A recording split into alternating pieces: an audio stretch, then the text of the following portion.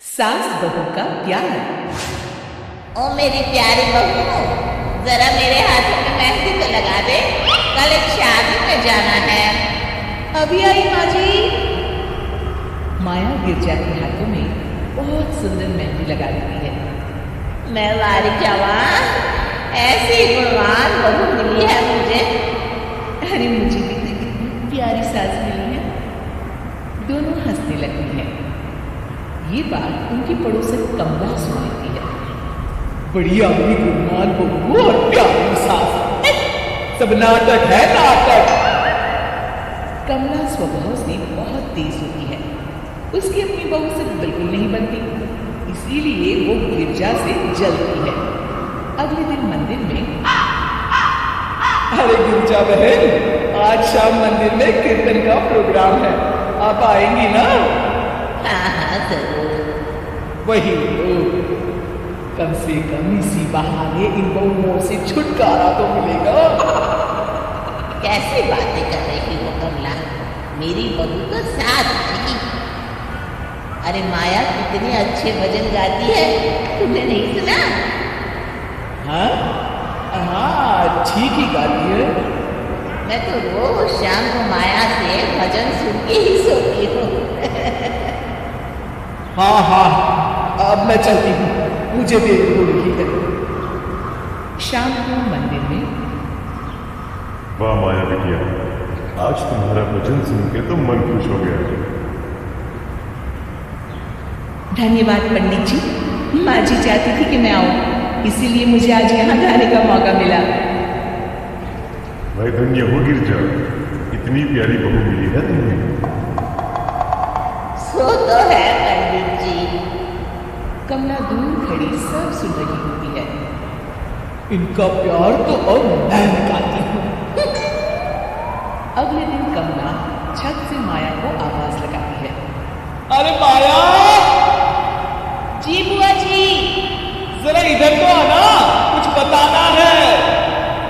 अभी आई बुआ जी। क्या हुआ? माया कमला के पास जाती है।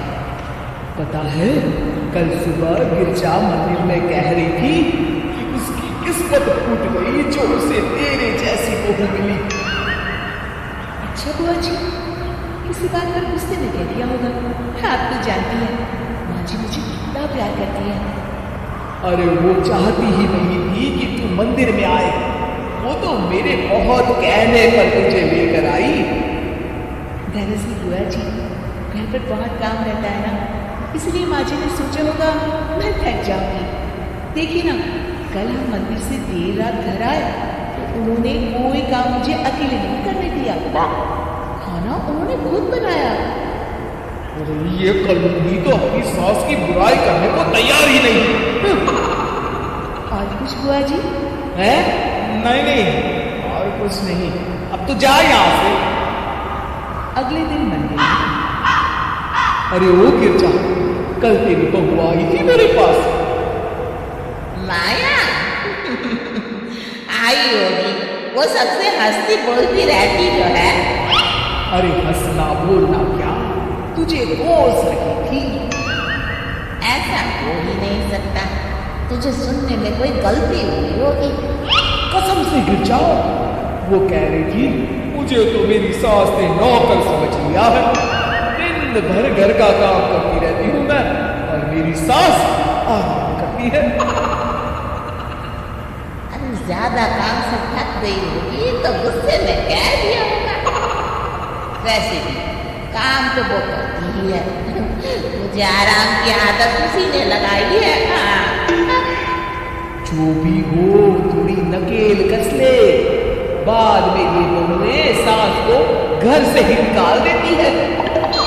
कैसी बातें करती हैं कमला, मैं तो कहूँगी तू अपनी बहू के साथ प्यार से रहा कर, इधर उधर की बातों में ज्यादा ध्यान मत दिया कर।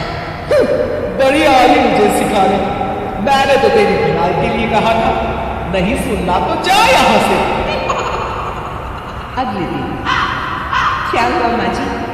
कमला बुआ जी क्या कह रही थी? तू तो जानती है कमला और उसकी बातें। हाँ हाँ, बड़ी परेशान है हमारा प्यार देखकर। अरे ना समझ है वो।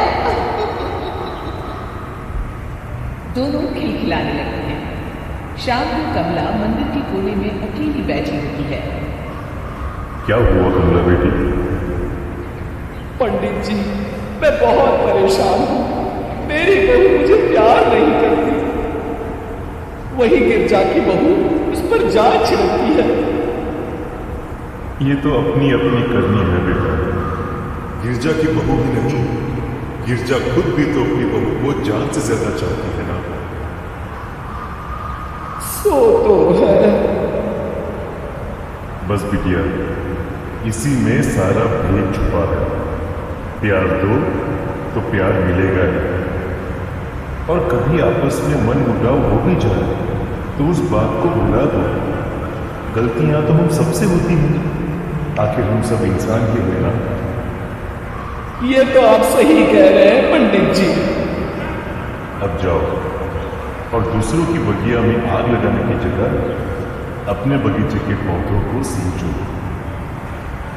जी पंडित जी। शिक्षा, दूसरों को अच्छा देख उनसे ईर्ष्या करने की जगह खुद को अच्छा बनाने का प्रयास